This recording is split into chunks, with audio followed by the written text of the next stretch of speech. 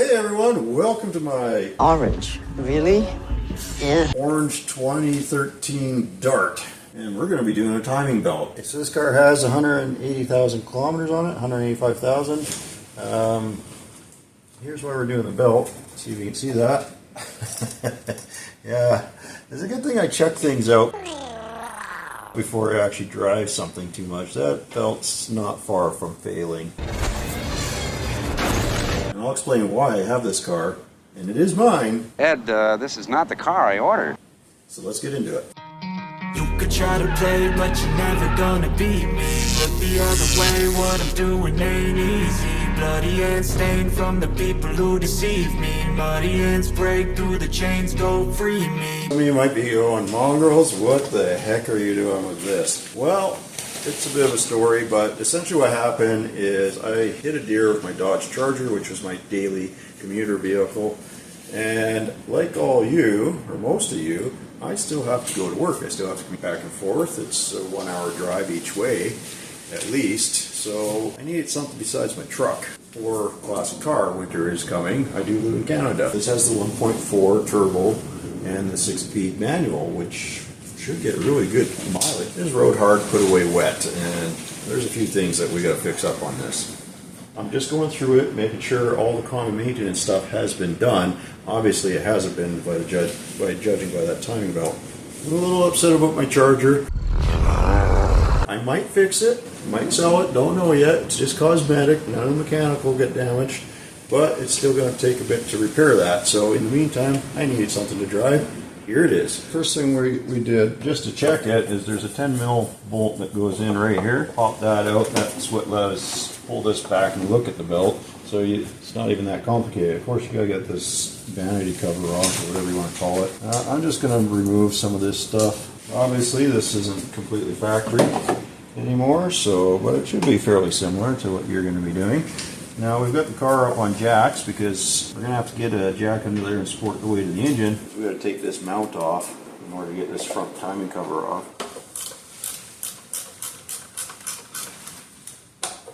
The other thing we're going to be fixing on this is another common problem for these 2013 Darts, manual transmission.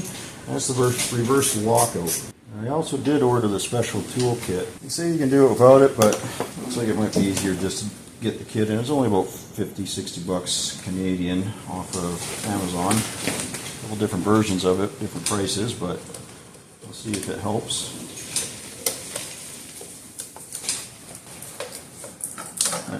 Now we can get a good look at that belt. That is awful. Okay, that's not good. Well, let's get you in here so you can have a good look at it. Yeah, look at those cracks in that belt, man. Do not want to risk driving that. Like, you can see it starting to work its way down to the teeth and stuff, so that's why I just stopped driving it and decided, yeah, let's just fix this. It's not that expensive. It's just going to take a little bit of time, so we're all good. Okay, we got the engine supported on the bottom. They're 13 mil, these mounts.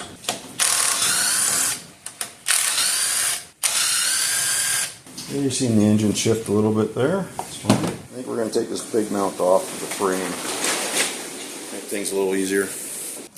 And we're just going to get our coolant reservoir off. Couple 10 millimeter bolts.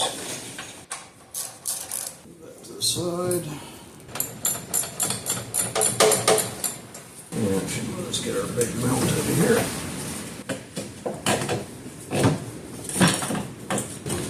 There we go. Lots of room in there now. Okay, now we'll get the mount off the engine. Get good access to it now. There's a couple bolts there. Have one in there. Probably one down below too. Yep. I think so. Yep. So we'll get that big chunk of metal off next. Okay, there's 6 bolts in total that hold this on. 2 of them are in this groove, one right above the other. A couple in here. You can see that little cutout there. There's one below as well, and then these 2 here. They're all pretty much the same length. Look like that.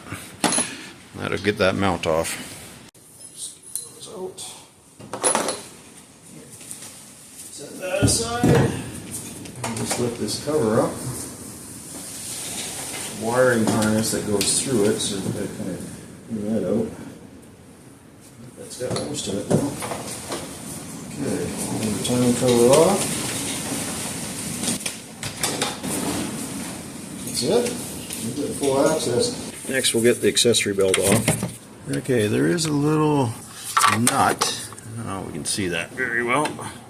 Okay, there is a little nut down here. It's kind of hidden under my one bolt right now. You can see it right there. Right there. We're looking at a timing cover here. You can see it right there. So just be aware, it's a little bit hidden under that mount. Okay, so down there we're going to get that harmonic balancer pulley off. It's just held on by 3 13mm bolts. Looks like that. Take those off, it'll come right off. So now this is keyed. It does have a little pin that locates it, so keep that in mind when you put it back on. That also comes into play when you put the tool on there. I'll show you in a few minutes. So right there, you'll see a little hole right there. That's keyed to a pin on our cog gear down there. So it can only go on one way. So here's our kit, just like that. Now this piece here, that holds the cam. This piece is what holds the crank, and I'll show you how that's set up in a little bit. These are the bolts for attaching everything. So 3 of these hold this onto the crank. 3 of these hold this onto the cam plate, and then we'll get into the other stuff. So you have to get this vacuum pump off. So we got to pull this off, get this vacuum pump off the back, and that's so the tool can hold the cam. We'll just put that out of the way. And there's only 3 bolts that hold the vacuum pump off, but we got to get our duct out of the way, and then we get this bracket out of the way, then we get our vacuum pump off. Okay, now that we got that bracket out of the way, we've got our number 45 Torx tip to get this vacuum pump off with. Now there is oil behind here, so you will probably leak a little bit. Get it off. Okay, that's off. See, there is a gasket here. So you can buy this gasket. Well, not a bad idea to do that. But let's clean this up, get our tool installed. Let's get you in there. Let's get a up close look, shall we? You notice that this has a pin right there. There's a reason for that pin. I'm going to look down at our camshaft. You can see there's a slot there, and you get the right light on it, you can see there's a pinhole there. So that's how we're going to line this up. The way I'm going to do this, you see how our plate should go on is like this. So we're going to take our tool, insert it so it's in the cam properly. We're going to have to rotate this. Let's go get a ratchet on the crank. Okay, you can see we got our holding fixture on the back here, holding the cam. Make sure that pin's engaged, nice and flat. I don't want to force it. Started. Okay, these are started. Excellent. Excellent. Allen key and tighten it up. Number 6 maybe. 6 mil. Or are these metric? 6 mil seems to fit. By the way, we had a bit of a chill come through. It is Canada after all. It does happen. Oh, hey there. You having some car troubles, eh? Nice snowstorm and things got cold, so I have to bundle up. Well, this isn't a very long job if you got everything, but I was waiting for parts, so that's why not everything was done right away. You can probably whip this off in about an hour, hour and a half if you really know what you're doing. Maybe a couple hours. It's not too bad. Now these ones are going to be a little more stubborn, so I'm going to take some time to tighten these up. There you go. You can see that the alignment tool is installed on the cam. I'm going to come around here. We're going to put the crank alignment tool down on the crankshaft. So like I said, this does have a pin in it as well. See, it's got a pinhole in it. And it's going to go on like that. And if everything's right and timed correctly, which it should be, there's a little stud there. It's hard to see, but you can see the 3 holes align, and that should line up to that stud right there, which is your timing cover stud. And then you'll put the other Allen key screws in those holes. and everything's timed. It's aligned. We can take the belt off safely. There you go. You can see our tool installed. Ready, so we're safe to take this belt off. Come up here to the tensioner. I think that's looks like a 10 mil. We'll try to slacken that off and get the belt off. Okay, we just slackened our nut off on our tensioner here. Tensioner is free to slide over. We've got quite a bit of slack in the belt, so we should be able to just pull it right off. There you go. Our bad timing belt is off. Everything's locked in place. So as soon as we get our new timing belt and water pump and all that good stuff, we'll throw that on there. Now the other thing we're going to do on this car is right here. That's our multi-air oil filter. So I've already loosened that off. It's an Allen key that goes in there to loosen that off. It's a little sticky because it does have like some Loctite on it and stuff, so it's going to take a little bit of effort to get it free. Just be careful you don't strip it out. That would be disastrous. Use your judgment on it when you're doing it. I kind of wanted to all do this all at the same time, so you should try to pick one of these up too and clean that up. So there's our multi-air oil filter. Now this helps prevent our solenoid failure, which we do not want. That's bad because this block is really expensive to replace. It's about $1,500 to $2,000 Canadian. We don't want to be taking the valve cover off. And again, there's special tools they say you can do without the special tools, but I don't want the cost of $2,000 of replacing that multi-air block. So let's just do a little maintenance. It's like $40-50, which is really expensive for a little screen like this, but it is what it is. Oh, wait, you serious? Let me laugh even harder. So we'll replace this. Ensure we got a good screen in there, some good oil going up to the multi-air block. So hopefully we won't have that problem. Our cam's locked in place, our crank's locked in place. When you get our new belt, we'll just slap it on. Everything's still timed. That's the beauty of these tools. They're not very much. It's like $50 off of Amazon. Canadian. It's like a bag of chips in America, man. So grab the tools, do it right. Alright, we got our new timing belt here. At least I hope we do. Let's get it out of here. We got the kit though, so there's the belt. Compare that to our old belt. There's the old belt. There's the new belt. They look pretty close to the same to me. So that's good. And this kit also comes with a new tensioner, which we're definitely going to use. And it comes with a new water pump, which I don't know if we'll use that. We might save that for later because ours seems to be working fine. And I just prefer OEM equipment nowadays for as long as it'll last. It's not that hard to get in here if we have to change it again. And it comes with a whole bunch of papers of some sort. We got instructions. Nice. Maybe I'll have some of the torque values in there. That'll be really handy. Excellent. Excellent. Okay. Well, let's get this belt on. Remove our nut for that tensioner. And that tensioner is off. Okay, the belt is in place. We just got to put our tensioner on. Looking pretty good so far. Okay, I'm going to use the old tensioner to show you what the final tool in the kit is for. You're going to put it in there and you're going to give it a twist to put tension on the belt. That's what this little fork is for. I'm just going to get my tool installed down here. When you're routing this belt on, you want to start at the crankshaft, bring it up to the water pump, and then around the cam gear. I did a little bit different than instructions. It can be done, but it's a little tricky. I had the belt part way on my tensioner, and I started at the crankshaft just like you would if you took the cam gear off.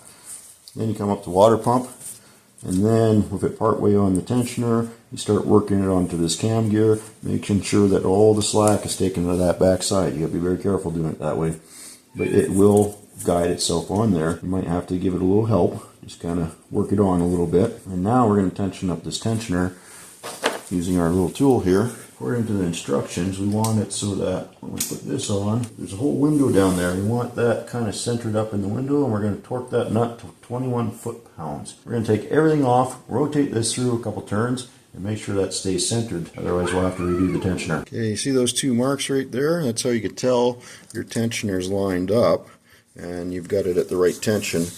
I'll show you a mismatch here. So We'll get the little tool on here. We'll give it a little too much. And you can see those two lines are offset, so it's no longer in the middle. Okay, we took our retainer plate off the back here so the cam can turn. We got our tool out, so we're going to give this 2 rotations. And we definitely got compression.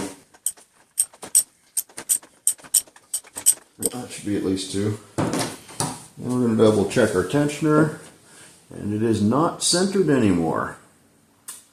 Well, I guess we're going to have to do that again. Okay, just before I went and redid that, put our belt back to a neutral position. I took it from an unloaded position, and you can see that we are centered still. So make sure when you're rotating this through, if you get the belt loaded to one side, just take the tension off of it. I'll show you what I mean. Camera down here so you can see what's going on when I rotate the engine through. If I put a little tension on this, you can see we go off center, and it stays off center. But if I take the tension off, it swings back the other way if I put the tension the other way. But if we put it back to where our mark was, take the tension off, right there, that's neutral. You can see it goes back to center. So we're going to say we're good. And next we're going to get our dampener back on with our timing gear. Remember that this does have an alignment pin in it, right there. So get that lined up properly. We've got our sprocket torqued down. Those are 19 foot-pounds. Well, I guess it's not really sprocket. It's your dampener. Anyways, those 3 bolts inside of there, 19 foot-pounds. Just remember to put that bolt in on your timing cover. And then this is what it should look like with both halves in there. Because the mount, that engine mount is going to cover up that area. But before you do that, let's save yourself some suffering. Let's get this belt on. Get the drive belt on. Get our big engine mount back on here. Started. A little chilly out here now. That would be my socket dropping to the floor. Fantastic. Good for you, man. Good for you. Good for you. I make old man sounds. There we go. Here it hit the floor, but I don't see it. There it is. It's not under the car. That's a switch. You serious? Easier with an extension. It's starting to get a little too cold to work out here, so we'll finish this up. And I think we'll go in. Got our belt on, we got our mount on. Now I gotta put this big mount on. We gotta get our coolant reservoir out of the way. There's still. Okay, the wiring here goes over top of this mount. Start all these in loose. Make sure everything lines up. And the ones that go down in here, there's this guy back here. Don't forget about him. Before we get any of that tightened up, we want to get all the bolts started. Just makes life a lot easier.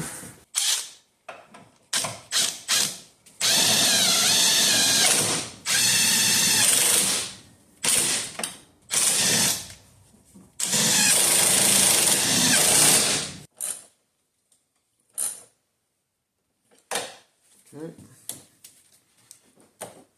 Was there. Just work and go back up.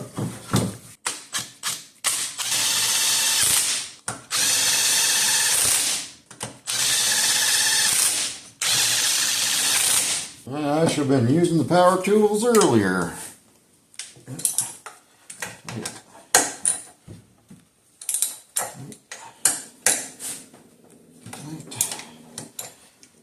Tight. Okay, good. All done. This is reservoir done up.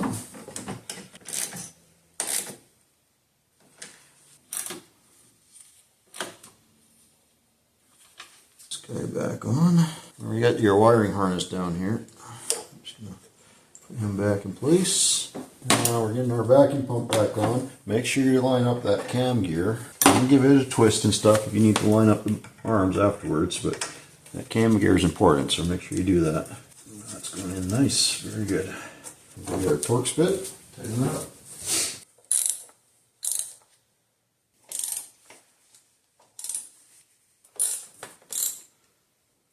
Air intake back on its mount. So that means we gotta get this bracket back on here, this contraption. Maybe I shouldn't have hooked this up yet, actually.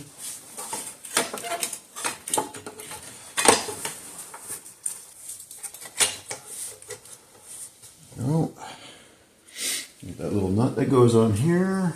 That on. Get the little bolt on it, and we're good. Okay, remember there was this electrical stuff that went on the back here, so remember to do that back up. Get out of the way. These guys here that we're gonna do up. Let's hit that line up.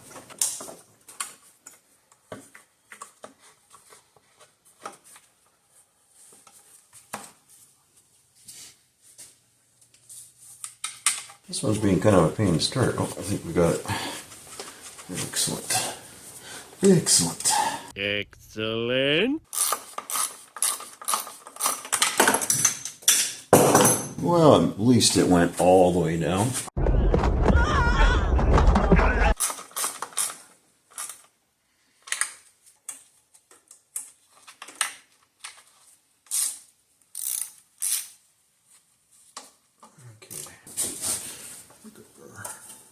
Piece of Evo. There we go. Another line that's going to come in here. That's it. We're good to go. That's everything. Guess we can hook it up and give it a go. Alright, let's see how we did here. Just going to put that battery up. See how many oil leaks we got.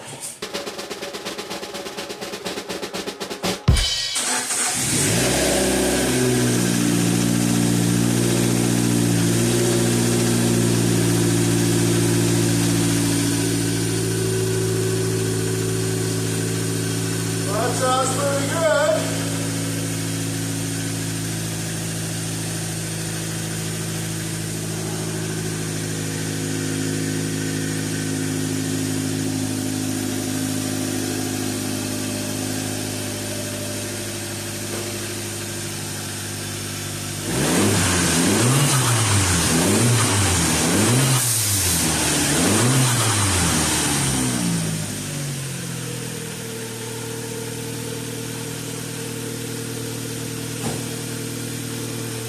All right, I think we got it. So that's how you change the timing belt.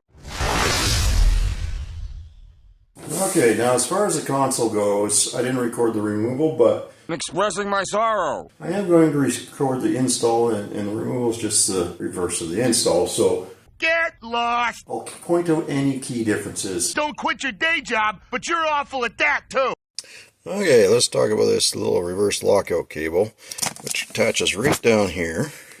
You see, when it pulls, it moves that out of the way. Looking at our gear shift, see, we can't put it in reverse, but if this is out of the way, you can see with that out of the way, we can get it up in reverse. As soon as you pop it in reverse, it locks it out again. So we need to hook up that cable. Now we're going to have to cut this tie wrap off to get the shifter boot cover off. And also, some of these cables were revised, most of them I think are, in 2014, and it's probably going to be too long, so we might have to try routing it a little differently or come up with a different plan. The handle was also revised in 2014 to accommodate the longer cable. Okay, because the handle's a little the trickier part to do, you want to see that opening there, we're going to put the cable inside, pop it in the opening so it's sitting like that. Looking on the inside, it looks like that.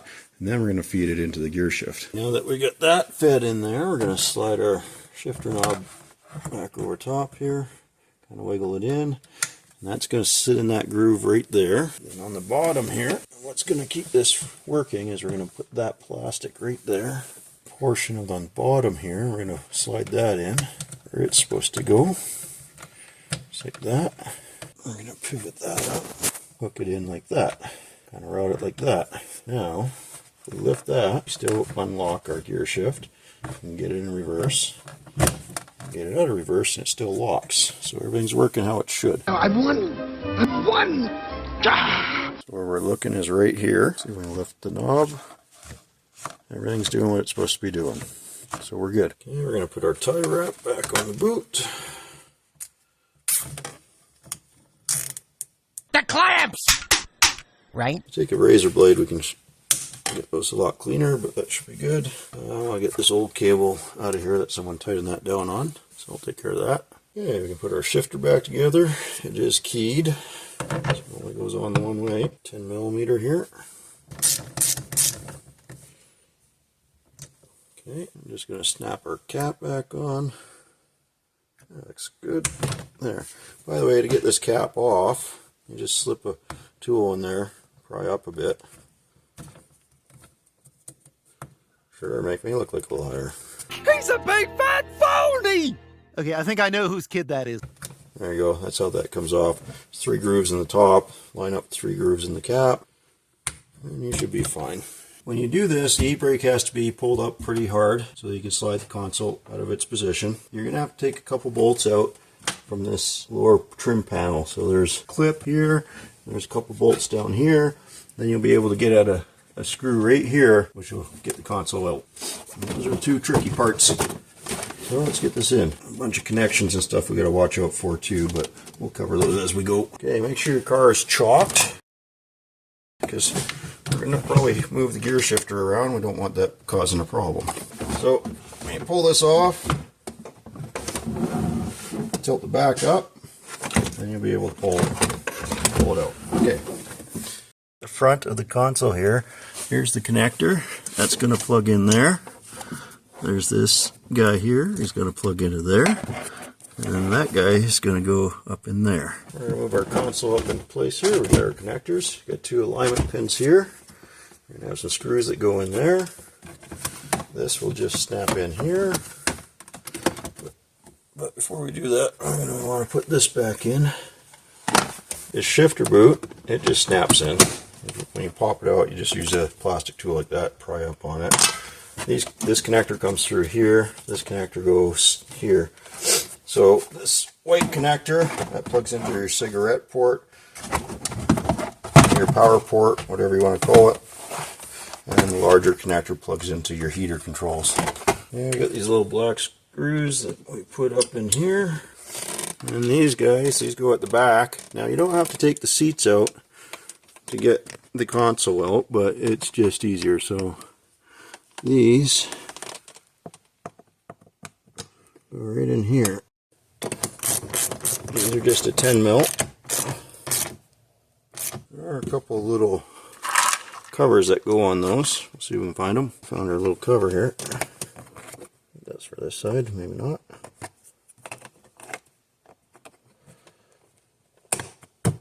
There we go. Alright, next thing we're going to want to do is get our stereo radio controls, heater controls, all that good stuff back on. So we're going to have to hook up these connectors. We don't have so much room. There's our power. And we'll show you how to undo the stereo connector actually. A little bit tricky. So right here, you got this blue lever. You got a little thumb depression right there that you push, and then you can pull the lever. Let's see if I can do it one-handed. Push, pull. There you go.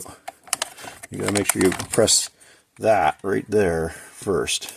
See right here, this is where this screw goes when it's under this cover. So that's why we left that cover a little bit loose, a little bit off. Slide it into position. Line everything up. You don't have to take the seats out of this thing to do this, but it makes it easier, I'll tell you that much. And the reason we did it is this was a heavy smoker car. We just want to give it a really good cleaning. Glad we did. There's a big alignment pins in there. I think maybe I just had one missing line, but went in pretty easy that time. Weird. Oh, that's weird. Put our screw in here. There we go. Put this panel back up. And there's a screw that goes in the bottom of this panel. And now we got our trim panels to put back on. There we go. And the other side. Here, let me put these in bottom first. Seems to be going pretty good that way. Okay. Now we got these big trim panels to put back in up here. We'll get those. Yes, there's an alignment tab that we have to get here. I think I missed it. You know what you are? You're a dipstick. Put the front in first. There we go. Got her that time. Okay. That's good. Do the other side. Alright, I think we got it. So that's how you change the timing belt. That's how you change the reverse lockout cable. And if you don't mind giving us a thumbs up, hit that bell, subscribe. Doesn't cost anything. It's much appreciated. It helps the channel out. And we'll get you on the next video. Have a great one.